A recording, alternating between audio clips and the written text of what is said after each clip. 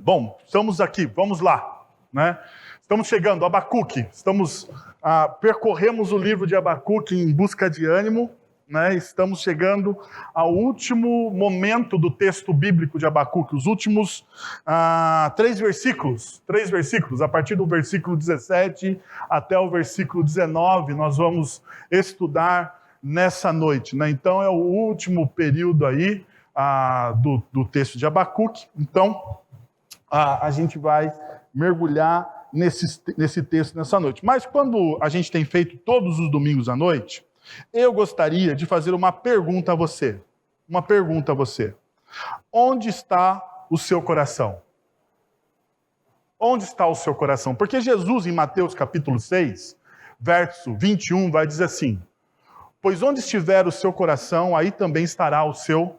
Pois onde estiver o seu tesouro, aí também estará o seu coração. Mas eu gostaria que você respondesse nessa noite, de maneira muito precisa, para você mesmo. Aonde está o seu coração? Porque à luz desse texto, você pode falar assim, bom, o meu coração, pastor, está na presença de Jesus, né? Porque afinal de contas, o texto bíblico aí de Jesus o texto que Jesus está falando no texto de Mateus, nos instrui, nos leva a isso, né? Aonde está o seu coração? Qual é o seu tesouro? Aonde você tem colocado o seu coração? Porque talvez uma das coisas mais difíceis que a gente tenha na nossa espiritualidade cristã é dimensionar, né, as coisas do coração. A Bíblia vai nos dizer também que o nosso coração é enganoso. O coração do homem, ele é em muito. Na NVI diz, né, o coração do homem é em muito enganoso, né? Ele prega peças na gente. Muitas vezes a gente acha que gosta de algo, mas na verdade a gente não gosta. Muitas vezes nós entendemos que nós precisamos de alguma coisa que na verdade nós não precisamos. O nosso coração muitas vezes cria algumas ilusões e mesmo assim mentiras, né? Quantas vezes nós mentimos a nós mesmos? Quer ver uma mentira clássica que nós contamos a nós mesmos através do nosso coração? É que nós somos melhores que os outros. Não é verdade? Muitas vezes nós achamos isso, né? Nós olhamos para aquele irmão que tem algumas dificuldades que nós não temos, aquela pessoa que não enfrenta as mesmas lutas que nós não enfrentamos, e nós falamos assim, esse cara aí é pior do que eu. E nós nos sentimos então o quê? Melhores do que ele. Melhores do que ele, né? Porque afinal de contas, ele é pior, ele está um nível abaixo, a espiritualidade dele não é tão assim apurada, tão desenvolvida quanto a minha, ele não tem a mesma paixão que eu tenho. Então nós criamos essas ilusões, essas mentiras a respeito de nós mesmos e a respeito das nossas virtudes, né? Tanto é importante o coração nas Sagradas Escrituras, que Provérbios, capítulo 4, verso 23, vai dizer, acima de tudo, guarda o seu coração, pois dele depende toda a sua vida.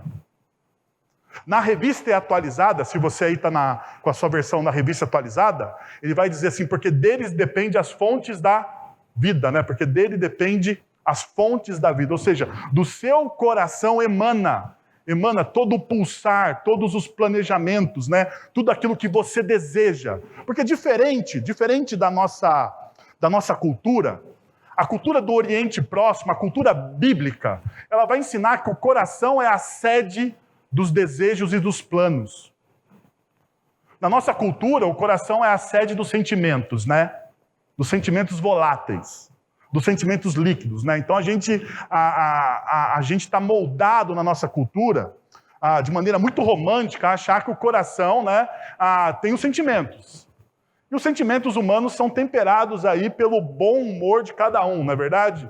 Se você está bem-humorado, talvez você ame mais hoje do que amanhã, quando você vai estar mal-humorado. Então, os sentimentos são voláteis. Mas na cultura do Oriente Próximo, na cultura bíblica, o coração é da onde saem os planos, da onde vêm os desígnios. Tanto que, né, o coração é importante dentro da espiritualidade bíblica por causa disso. Tanto que Provérbios está dizendo, Salomão, o autor do texto de Provérbios, está nos ensinando isso. Acima de tudo, você deve guardar o quê? Você deve proteger, porque a palavra guardar aqui, né, tem essa conotação, você deve proteger.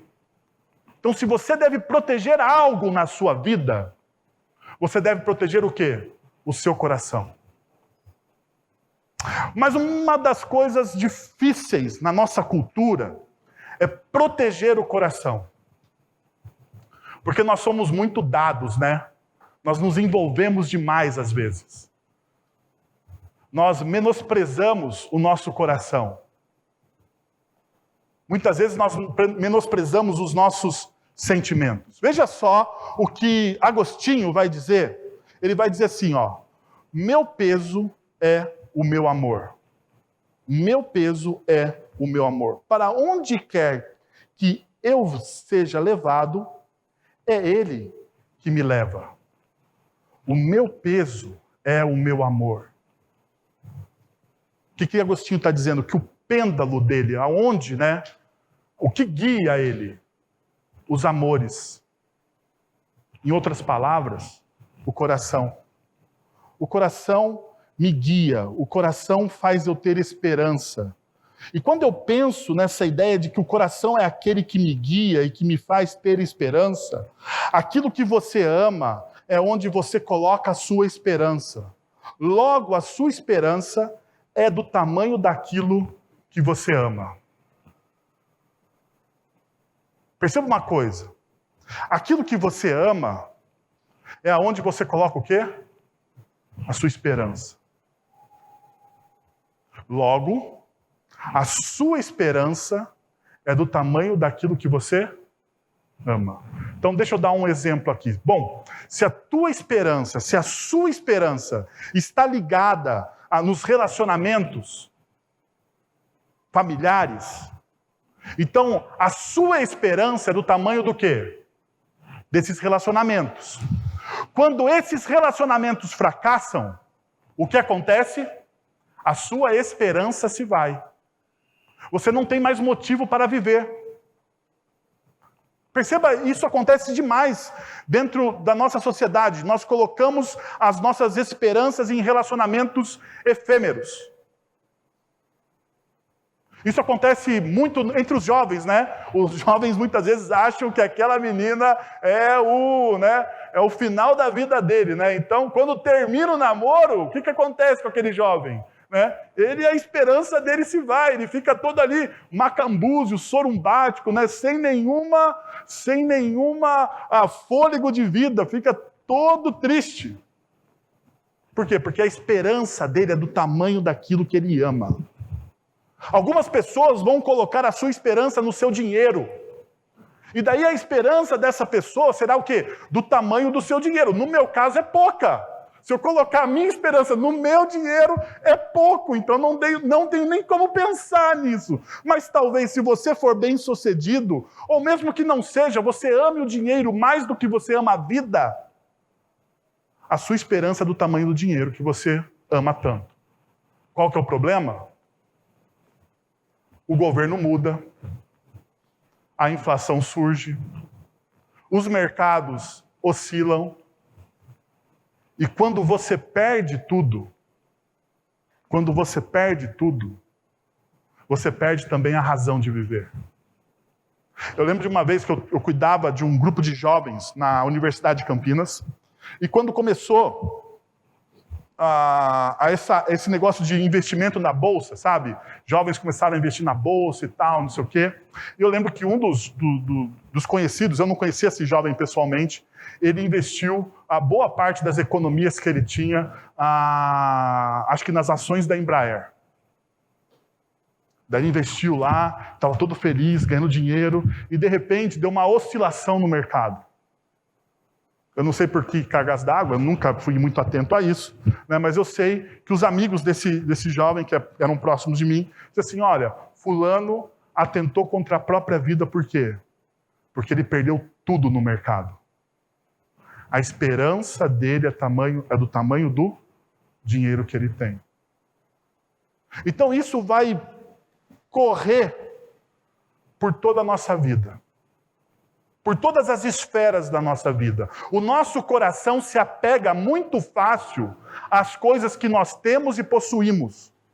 Então, se a sua esperança for do tamanho do seu diploma universitário, do seu diploma de pós-graduação, do seu diploma de conhecimento científico, perceba, quanto mais você vai precisar alimentar isso incansavelmente. Isso torna uma vida insustentável. Por isso que muitas vezes, dentro da nossa sociedade, nós vemos jovens tão deprimidos, tão dependentes das coisas que possuem de novas experiências. Por quê? Porque a esperança dessas pessoas está naquilo que elas amam, e a esperança delas é do tamanho daquilo que ela ama. Ou seja, se aquilo é pequeno, a esperança logo será pequena. Bom, daí existe um filósofo muito do nosso meio aqui, muito famoso, um tal de Ursinho Pooh, e ele diz o seguinte no livro dele. É sério, o Ursinho Pooh ele vai dizer isso aqui, olha só que interessante o que ele diz. Às vezes, são as pequenas coisas que ocupam mais espaço em seu coração. É uma verdade, não é? Às vezes, a minha esperança está focada em uma coisa tão pequena que ocupa espaço demais no meu coração. Logo, eu não consigo discernir hoje, muitas vezes, aquilo que é importante, aquilo que é grande, aquilo que deveria ser prioridade, daquilo que é pequeno. Você consegue discernir? Não, seja sincero. Você consegue discernir daquilo que é grande prioridade, que pode abastecer seu coração com uma esperança infinita daquilo que é pequeno? Então, hoje eu gostaria de caminhar com vocês nessa jornada e tentar encontrar um caminho de discernimento para a gente. De discernimento. Porque diante de tantas decepções, porque diante de tantos desafios que a vida nos apresenta, das oscilações da vida, nós precisamos abastecer o nosso coração com uma esperança que seja infinitamente melhor do que as coisas que nós vemos e temos. Nós precisamos disso. Caso contrário, o nosso coração fracassará. Então, deixa eu ler com vocês, ou melhor dizendo, deixa eu dar para vocês algumas dicas dentro do texto de Abacuque. Primeira coisa, ou primeira dica que eu gostaria de dar para vocês. A crise que Deus promove serve para discernir as grandes das pequenas coisas.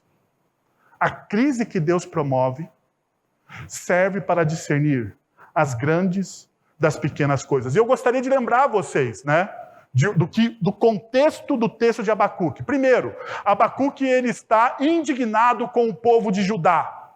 Ele está indignado com o povo de Israel e com a justiça desse povo. Então ele faz o quê? Ele vai orar a Deus. Ele vai falar: Deus, o seu povo deixou de seguir a tua lei, o seu povo subverteu aquilo que é justo e vive de maneira injusta. Faça algo.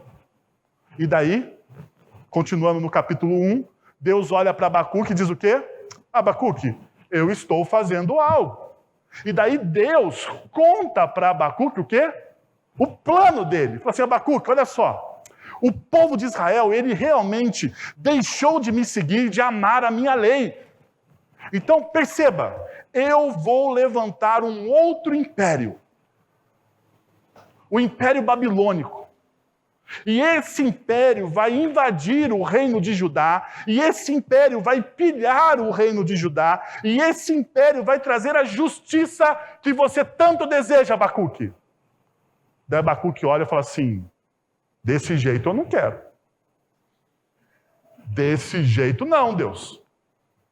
Já percebeu que a nossa espiritualidade é mais ou menos assim? Nós vemos algo, nós oramos para Deus. Deus responde, a gente não gosta. E Abacuque foi do mesmo jeito, mas Deus, esse povo... Perceba aquilo que eu falei para vocês, a ilusão do nosso coração. O que Abacuque diz? Esse povo é muito pior do que a gente. Nós somos muito melhores. Nós somos um povo santo. Lembra? Ele começou dizendo que o povo de Israel era pecador. Mas agora, diante daquele que é a pior na visão de Abacuque, ele diz, não, esse povo não, esse povo não. Não faça isso. Não faça isso. Daí Deus, de maneira muito misericordiosa e graciosa, faz o quê? Responde de novo para Abacuque. Eu vou fazer isso, sim. E você vai ter que confiar no quê? No meu caráter. Na minha bondade. Porque, afinal de contas, dos atribuídos... Abacuque, porque, afinal de contas, quem que é o Deus aqui? Né? Afinal de contas, Abacuque, quem sabe todas as coisas aqui? Quem é o soberano sobre todas as coisas aqui? Você ou eu? Você quer me aconselhar? Perceba, muitas vezes na nossa dinâmica com Deus, nós queremos aconselhar Deus, não é verdade? Nós queremos dizer para Deus aquilo que Ele deve fazer, da forma que Ele deve fazer, ou seja, Deus faz do meu jeito porque é melhor do que do seu. E nós fazemos isso, nós temos essa dinâmica. Então nós chegamos ao capítulo 3 de Abacuque, onde existe um hino de louvor. Um hino de louvor. E esse texto está demonstrando, está inserido no final de todas essas respostas. No final de todas essas respostas. Então Abacuque, aqui neste momento, no versículo 17, ele tem a plena consciência de que a crise vai chegar. Ele tem a plena consciência que o povo de Israel sofrerá o juízo de Deus.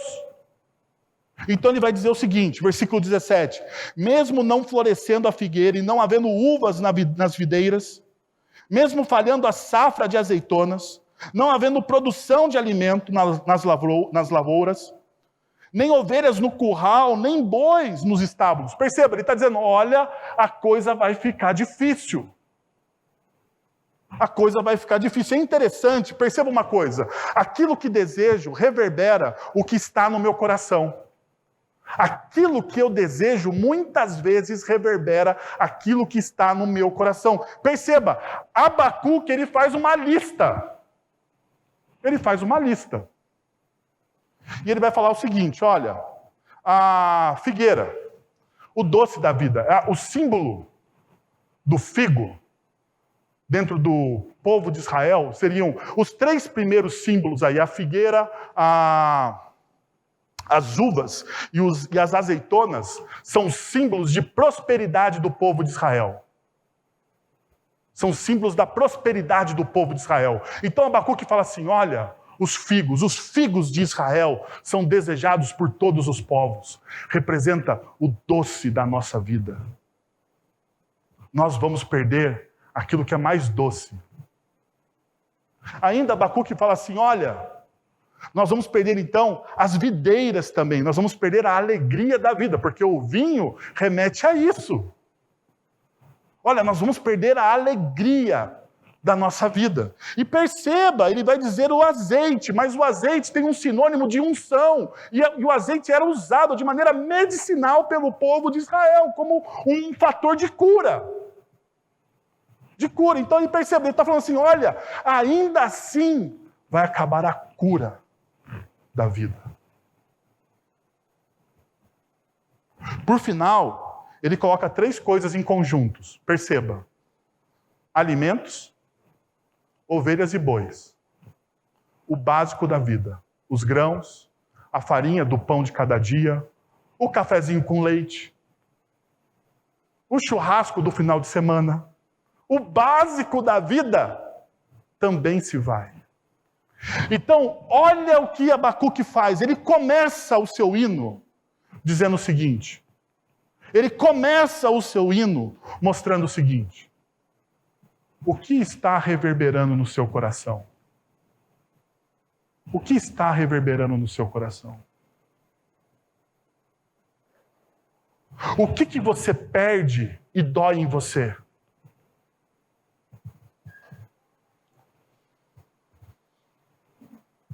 O que você perde, o que for tirado de você, você vira as costas para Deus. Porque é isso que Abacuque está dizendo aqui. Tem algumas coisas que se eu perder, eu vou virar as costas para Deus. E por isso que a lista dele é ampla. Porque ele quer que o povo de Israel pense. E hoje, o Espírito de Deus faz a mesma coisa com a gente. Qual é a sua lista? E diante da sua lista, aquilo que você perder, aquilo que você foi tirado da sua lista, você vira suas costas para Deus. Então, aquilo que desejo reverbera o que está o quê? No meu coração. Uma segunda coisa dentro desse momento de crise que Deus está promovendo para que a gente possa discernir entre as pequenas e as grandes coisas é o seguinte, veja só, os nãos que recebo me faz discernir o que de fato preciso.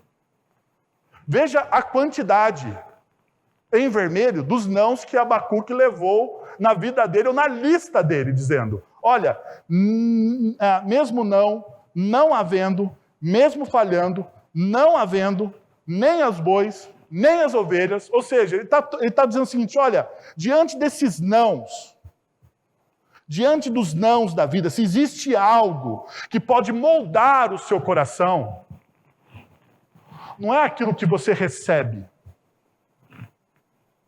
Não é aquilo que você recebe. O que pode moldar o seu coração para melhor, o que pode lapidar o seu coração de maneira mais efetiva, é o não que você recebe. A força, a palavra de maior poder construtivo na vida de alguém é o não. Já perceberam isso?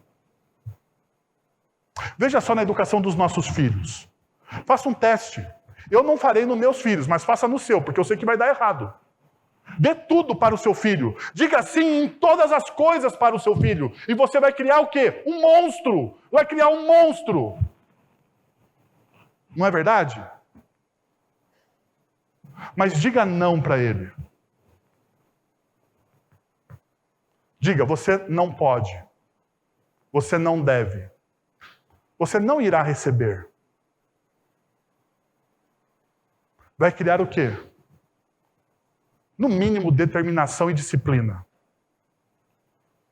Porque o não é construtivo. E porque Deus, Ele usa desses nãos para lapidar a minha vida. Então, diante da lista que você fez agora na sua cabeça aí, qual é a coisa que você deveria perder para você crescer? Já parou para pensar nisso? O que eu devo perder para crescer? A gente só pensa, na nossa cultura, na nossa sociedade, né? A gente só pensa em ganhar. Eu preciso ganhar mais e melhor, mais e melhor, mais e melhor. Mas o que você precisa perder, abrir mão para crescer?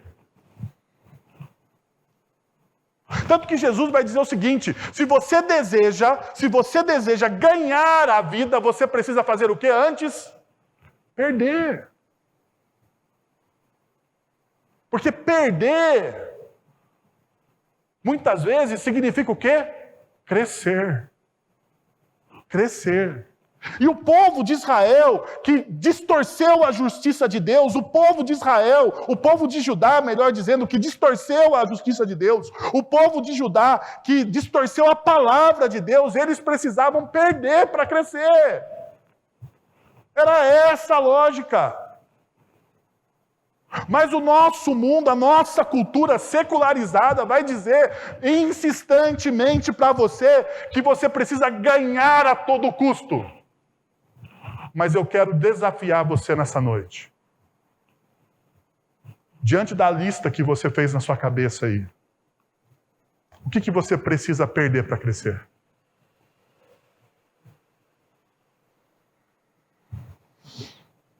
Um terceiro aspecto dessa crise que Deus promove, serve para discernir as grandes e pequenas coisas das nossas vidas, é que aquilo que eu não tenho, realmente eu não preciso. Quando eu começo a discernir, a fazer as minhas listas, quando eu percebo quais são os nãos que eu preciso ouvir e as coisas que eu preciso perder, eu chego a uma única conclusão, que aquilo que eu não tenho, realmente eu não preciso. Sabe por quê? Porque uma das fontes de maior desânimo da nossa vida é você lutar a vida inteira por algo. Ou lutar alguns meses por um projeto e você não alcançar esse projeto. Já percebeu como você fica frustrado? Já percebeu como isso abate o seu coração? E como muitas vezes você reclama diante de Deus? Quantas vezes você luta, coloca, parece que as coisas vão, sabe, você vê o gol aberto, você vai chutar e você dá na trave. E você pensa assim, mais uma vez eu errei, mais uma vez. E o que vem na sua mente é exatamente a imagem de alguém que fracassou e não é amado por Deus. Então deixa eu te dizer uma coisa. Aquilo que você não tem, você realmente não precisa. Sabe por quê? Porque o Salmo 23 vai dizer o seguinte: o Senhor é o meu pastor, de nada terei falta. Eu sei que tem pessoas aqui apaixonadas pela revista atualizada, né?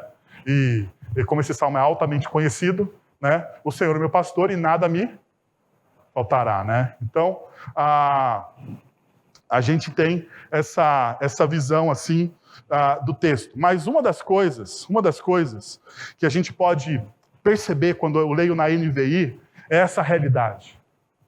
Olha só, o Senhor é aquele que cuida de mim. É aquele que cuida de mim.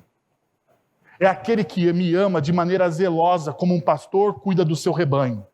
E esse Senhor que cuida do meu coração, que conhece as minhas necessidades, que sonda a minha vida, e mesmo antes da palavra me chegar à língua, Ele já a sabe, Ele já a conhece. Esse Deus poderoso, grandioso, aonde nós podemos amá-lo e depositar toda a nossa esperança nele,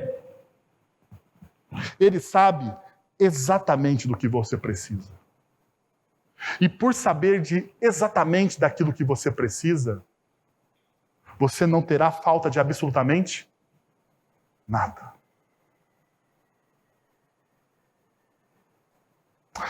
Talvez seja nesse contexto que Paulo vai ler, ou que Paulo vai escrever Filipenses, capítulo 3, que diz o seguinte, a partir do verso 8. Considero tudo como perda, comparando com a suprema grandeza do conhecimento de Cristo Jesus, meu Senhor, porque perdi todas as coisas. Eu as considero como esterco para poder ganhar Cristo e ser encontrado nele, não tendo a minha própria justiça que procede da lei, mas a que vem mediante a fé em Cristo, a justiça que procede de Deus e se baseia na fé.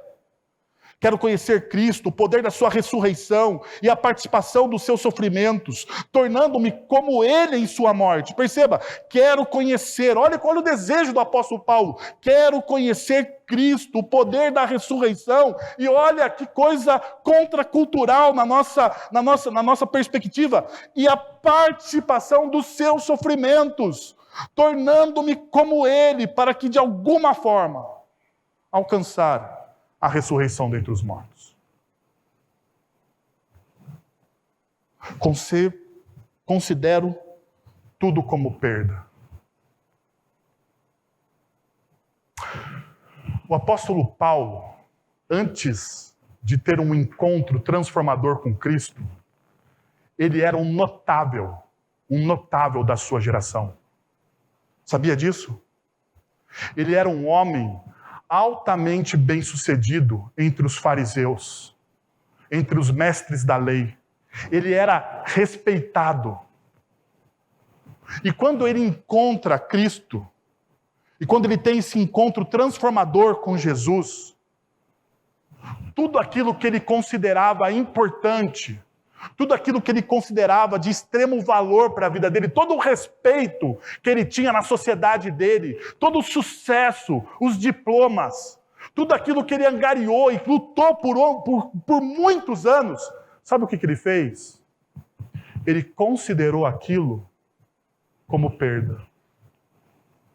E perceba uma coisa, um dos homens mais celebrados do Novo Testamento, ele ouviu mais sims ou mais não de Deus?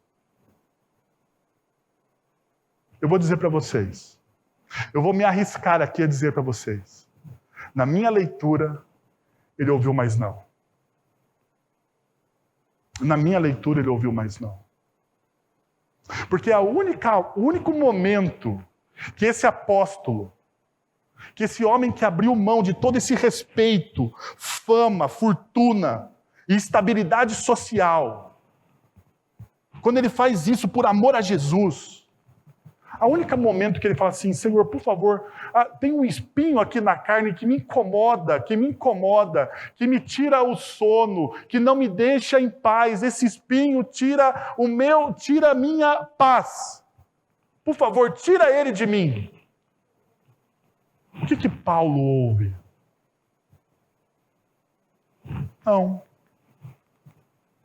Não. A minha graça te basta. Sabe por quê, Paulo? Porque é no não que você é aperfeiçoado. Mas a gente não gosta de ouvir não.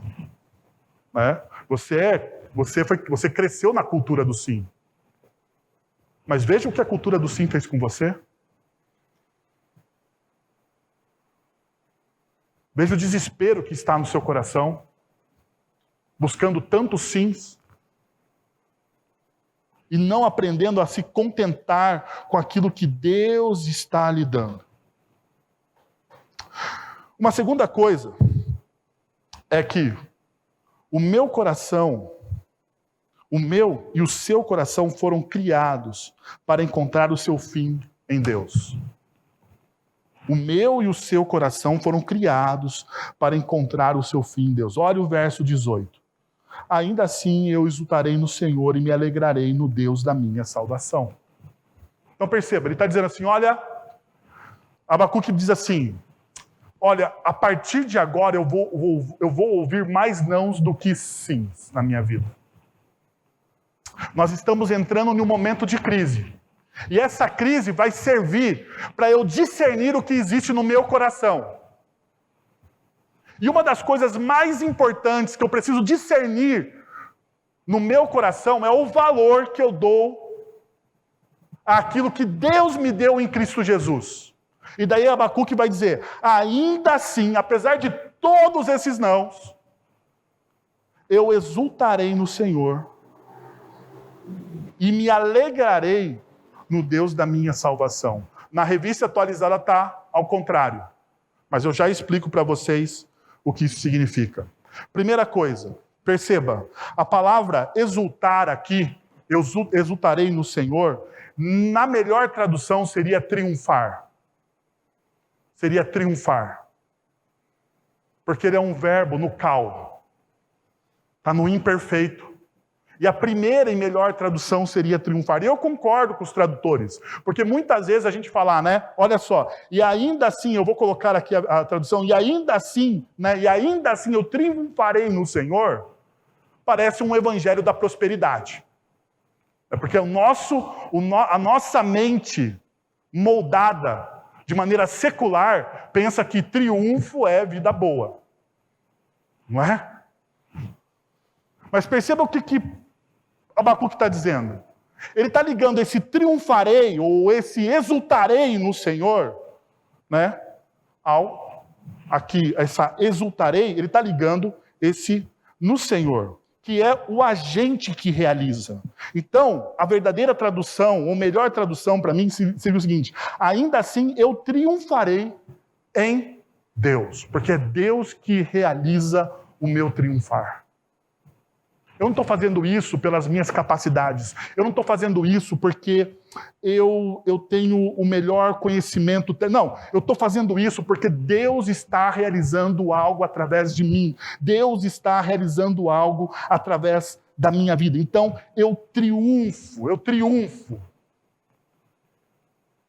Independente das circunstâncias, independente das ocasiões, eu triunfo. Né? Talvez seja isso que acontece em 1 Samuel, capítulo 17, versos de 45 a 47. Você lembra o que acontece em 1 Samuel, capítulo 17, versos de 45 a 47? Davi vai enfrentar o gigante Golias. E a declaração de Davi tem a ver com essa fala de Abacuque. Perceba o que ele diz, verso 45. Davi, porém, disse ao filisteu: você vem contra mim com espada, com lança e com dardos, mas eu vou contra você em nome do Senhor dos Exércitos, Deus dos Exércitos de Israel, a quem você desafiou. Então perceba o que Davi está dizendo. Davi está olhando e falando assim para o gigante, para o Golias. Golias, você não desafiou a mim, você não desafiou o povo, você não desafiou as circunstâncias aqui geopolíticas da terra de Canaã. Você não desafiou isso. Você está desafiando o Senhor dos Exércitos. Eu não vou contra você. Você está vindo contra mim com arcos, com espadas, com dardos, mas eu vou contra você com o Senhor dos Exércitos. Hoje mesmo o Senhor o entregará nas minhas mãos. Perceba, Davi está colocando o nome de Deus de maneira exaltada. Verso 46, o Senhor mesmo, hoje mesmo o Senhor o entregará nas minhas mãos. Eu o matarei e cortarei a sua cabeça. Hoje mesmo darei os cadáveres dos exércitos dos filisteus às aves dos céus e aos animais selvagens. E toda a terra saberá que há Deus em Israel. Quem é o agente? Quem é o agente do triunfo? É Deus. Por isso que Davi é considerado, muitas vezes, o homem segundo o coração de Deus, porque ele tem esse discernimento. Deus é o agente, Deus é aquele que move as coisas, é Deus que nos abençoa. Tanto é verdade que o apóstolo Paulo, em Romanos 8, vai dizer: quem nos separará do amor de Cristo? Será tribulação, angústia, ou perseguição, ou fome, ou nudez, ou perigo, ou espada? Mas em todas essas coisas somos mais que vencedores por meio daquele que nos amou.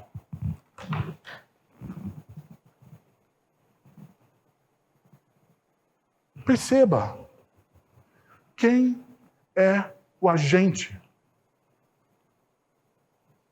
Eu preciso discernir. O meu coração, ele foi criado para glorificar a Deus. O meu fim é Deus. E o texto ainda diz o seguinte, olha só. Alegrei no Deus da minha salvação. Então a gente percebe o Salmo 51, verso 12. Devolve-me a alegria da tua salvação e sustenta-me com o espírito pronto a obedecer. E a obediência, esse espírito pronto a obedecer aquilo, a obediência como uma resposta de amor àquilo que já recebi de Deus. Então perceba uma coisa, como eu vou ganhando, como eu vou discernindo, e como eu vou encontrando a minha vocação histórica. Porque isso é uma crise na nossa sociedade, né? Qual que é a minha vocação histórica? Deixa eu dizer para você por onde você deve começar. A sua vocação histórica é glorificar a Deus. Ponto. Mas daí, como que eu glorifico? Daí você precisa perguntar, você precisa chegar a essas respostas. Como você vai glorificar a Deus no seu trabalho? Como você vai glorificar a Deus nos seus relacionamentos? Como você vai glorificar a Deus sendo usado por Deus através dos dons espirituais? Como você vai glorificar a Deus em todas as áreas da sua vida? Mas aqui está a grande questão. Nós perdemos a alegria da nossa salvação porque nós não encontramos essa nossa vocação histórica. E a nossa vocação histórica, enquanto povo de Israel, povo chamado de maneira peculiar por Ele, é glorificar o nome dEle. O nosso fim é Ele. É Ele.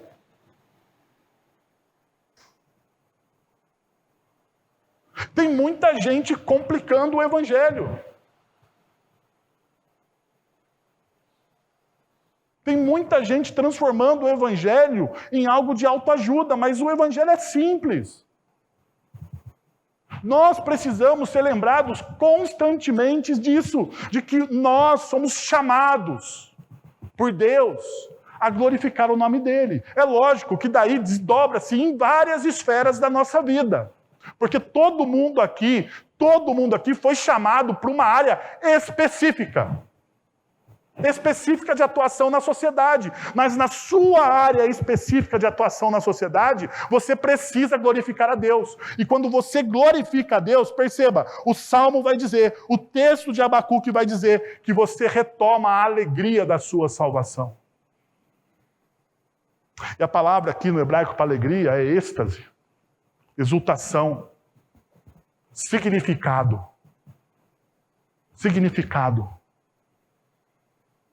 Porque o êxtase e a exultação para o hebreu significa, né? Vou ser redundante aqui, eu já me perdi na palavra, mas o significado desse êxtase, né, é uma significação de vida. De vida. O meu significado é esse. O meu desejo é esse. É encontrar essa alegria. É descobrir essa alegria que está acima de todas as circunstâncias. De todas as circunstâncias.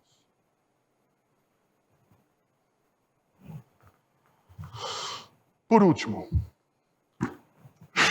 e eu perdi a minha aposta aqui com o pessoal da frente, que eu disse que ia pregar em 40, mas nós estamos em 42. A boa notícia é que nós estamos no último em 42, Juca. Veja só.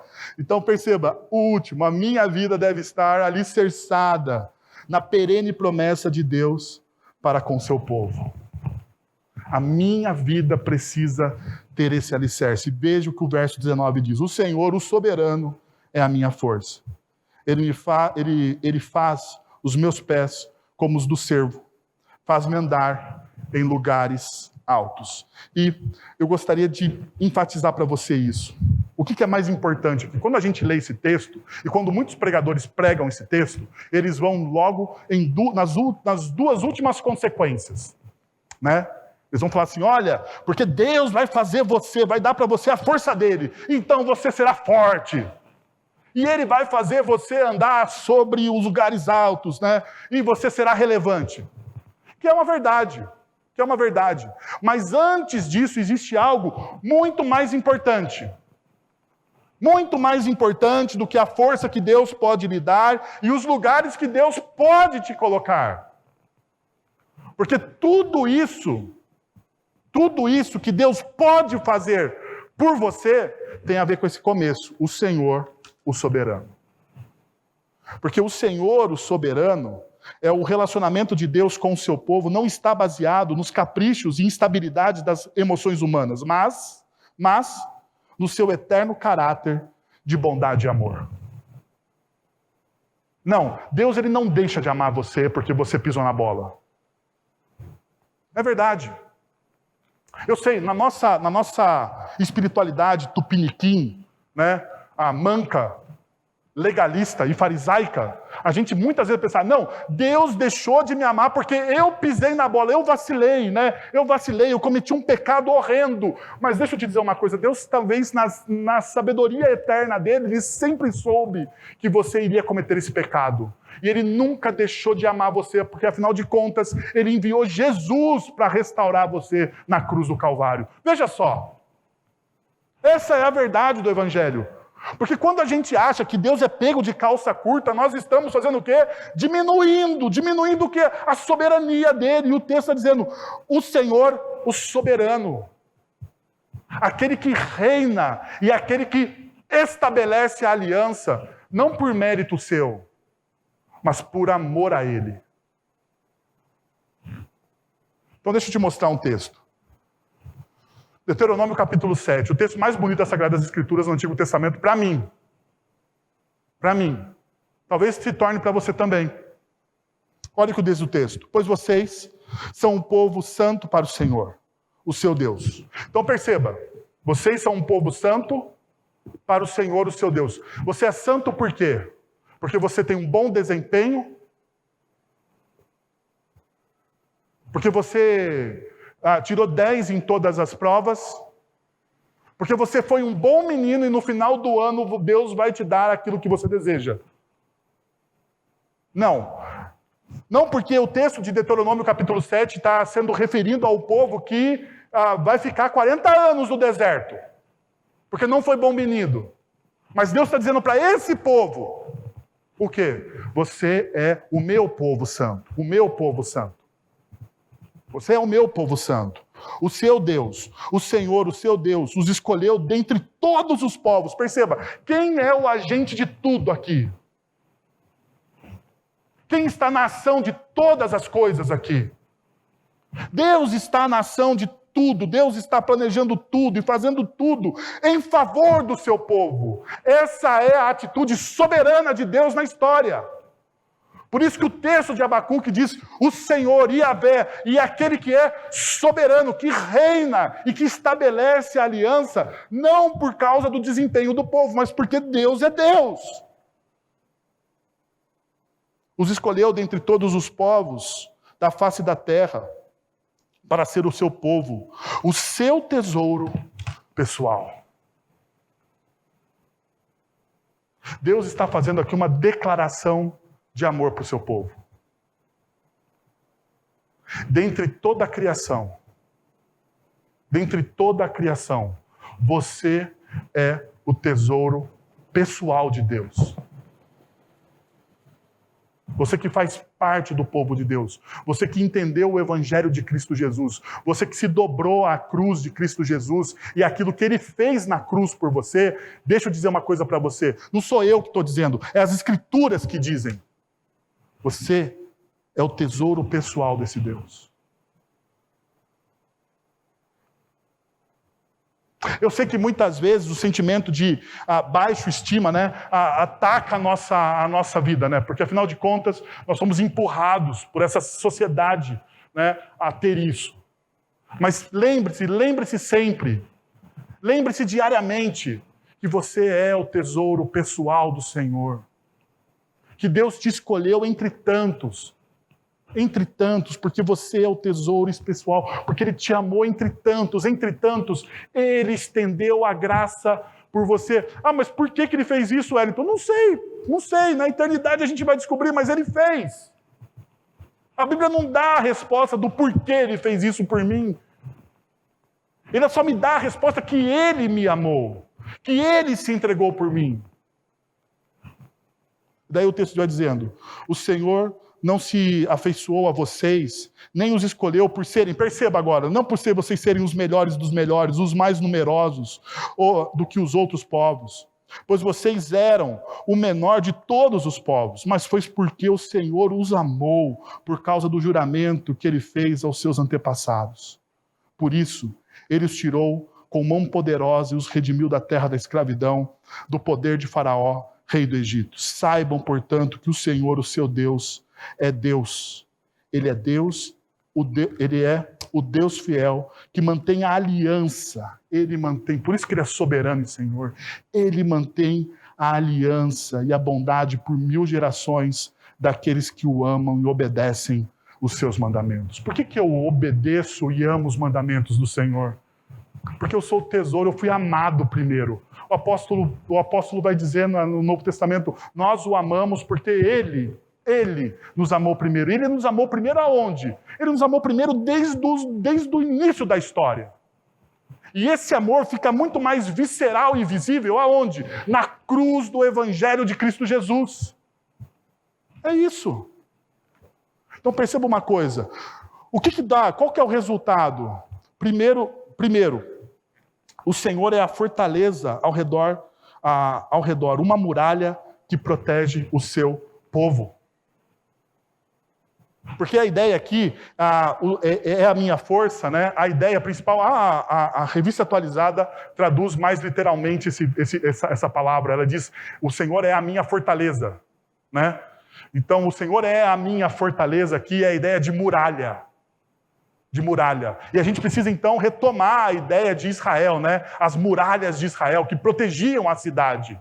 O Senhor é aquele que me protege. Por isso que o Salmo 91, verso 7 diz: 1.000 poderão cair ao seu lado e 10.000 à sua direita, mas nada te atingirá. Por que nada me atinge?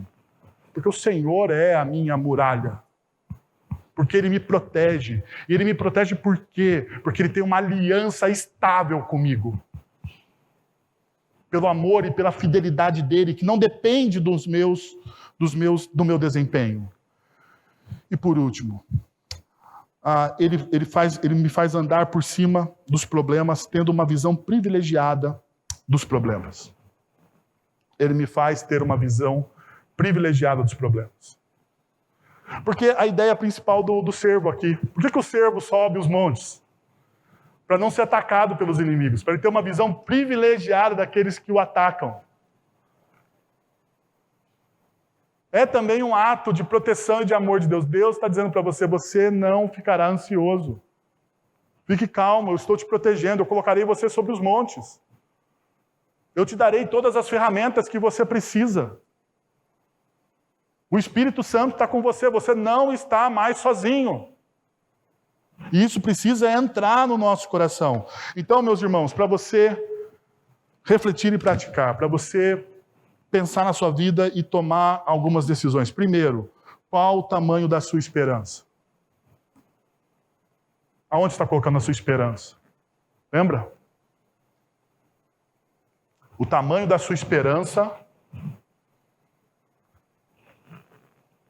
aonde você coloca a sua esperança, delimita qual o tamanho dela. Então, pergunta, qual o tamanho da sua esperança? Você sabe diferenciar as pequenas coisas das grandes coisas em sua vida? Sabe fazer isso? Por último, você tem alicerçado a sua vida na perene promessa de Deus com o seu povo? Você está alicerçando, construindo sua vida, não sobre aquilo que você sente e aquilo que você acha. Porque aquilo que você sente, aquilo que você acha, me desculpe, é achismo.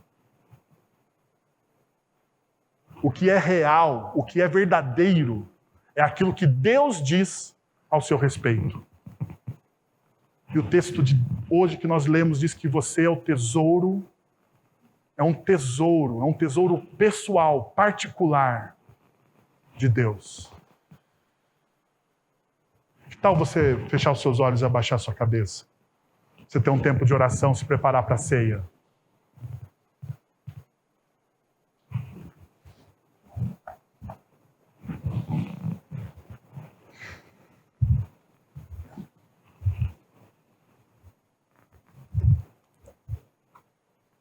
Mais o fundo aí.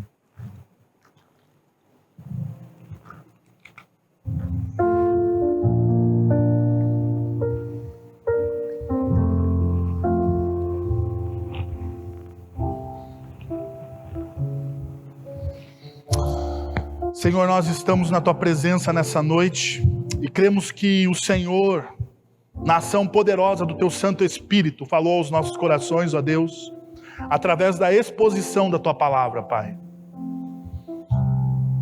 A Tua palavra é viva e eficaz, ó Deus. A Tua palavra contém a verdade ao nosso respeito. Ela nos ensina, nos admoesta. Ela traz transformação à nossa vida, Deus. A Tua palavra é infalível, Senhor. Infalível. Então, Senhor, em nome de Jesus, nós queremos Te pedir, Pai, que o Senhor venha transformar os nossos corações, ó Deus. Que a nossa esperança esteja no Senhor, ó Deus, e não nas coisas pequenas, ó Pai. Que a partir de agora o meu coração e o coração de cada irmão aqui presente também possa aprender, ó Deus, a discernir, ó Deus, a ser lapidado pelos nãos, que muitas vezes ouvimos, sem revolta, sem amargura, mas com fé de que o Senhor está fazendo o melhor pelo seu povo.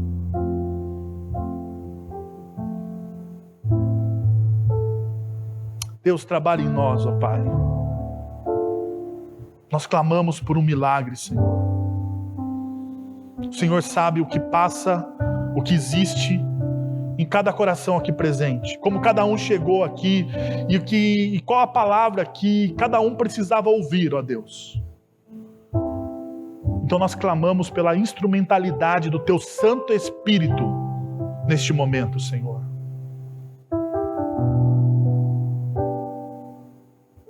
Nós queremos considerar, ó Deus, tudo como perda,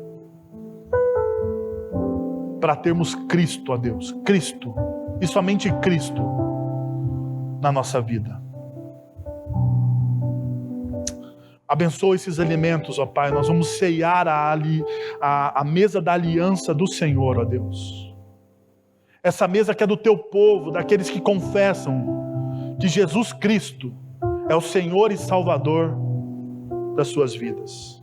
Essa mesa é a mesa da restauração, é a mesa que traz cura, ó Deus, e que nos indica uma esperança presente do agir de Deus e a nossa esperança futura, que tanto almejamos. Maranata, vem Senhor Jesus. É em Teu nome, ó Deus, em nome de Jesus, que nós oramos. Amém.